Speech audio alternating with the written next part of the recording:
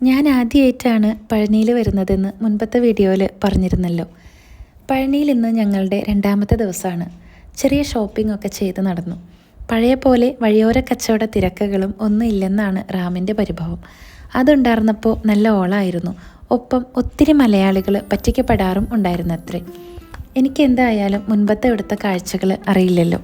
മഴവിൽ കാവടി cinema കണ്ട് പഴനിയിൽ കുതിരവണ്ടിയിൽ കയറണം എന്നൊരാഗ്രഹം ഉണ്ടായിരുന്നു ചെറുപ്പത്തിൽ.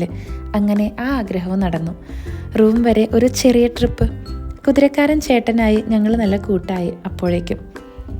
പിന്നെ നല്ല സർബത്ത് കുടിക്കാനായിട്ട് കയറിയപ്പോൾ കുറേ ഫോട്ടോസ് കണ്ടു. എന്നാൽ പിന്നെ കുഞ്ഞു മുരുകൻ്റെ ഫോട്ടോ വാങ്ങാനായിട്ട് ആഗ്രഹം തോന്നി. പിന്നെ നേരെ വിഞ്ച് റെയിൽ സ്റ്റേഷനടുത്ത് പോയിരുന്നു. പക്ഷെ ഭയങ്കര നീണ്ട ക്യൂ കാരണം പുറത്തിറങ്ങി. മല കയറാനായിട്ട് ബുദ്ധിമുട്ടുള്ളവർക്ക് വലിയ ആശ്വാസമാണ്. പിന്നെ അവിടുത്തെ ഫ്രീ സർവീസ് വണ്ടിയിൽ കയറി അടിവാരം മൊത്തം ഒന്ന് ചുറ്റി വന്നു. ഞങ്ങൾ മാത്രമായിട്ട് കുറച്ച് സമയം. വിഞ്ച് സർവീസ് സ്റ്റേഷനും റോപ്പ് വേ സ്റ്റേഷനും ആണിവിടെ കാണുന്നത്. അതിലൊക്കെ കയറണമെന്ന ആഗ്രഹം ഉണ്ടെങ്കിലും നീണ്ട ക്യൂ കാരണം സാധിച്ചില്ല. ഇനി എന്നെങ്കിലും വരുമ്പോൾ ഇതും എക്സ്പീരിയൻസ് ചെയ്യണമെന്നുണ്ടായിരുന്നു. നല്ല കാഴ്ചകളായിരുന്നു അടിവാരം ചുറ്റും. എടുത്തു പറയേണ്ടത് വളരെ വൃത്തിയും ശാന്തതയുമുള്ള മല അടിവാരം. പക്ഷേ പണ്ട് ഇങ്ങനെയൊന്നും ആയിരുന്നില്ല. ഇപ്പോഴാണ് ഇവിടം ആകെ മാറിയതെന്നാണ് റാമിൻ്റെ വാദം.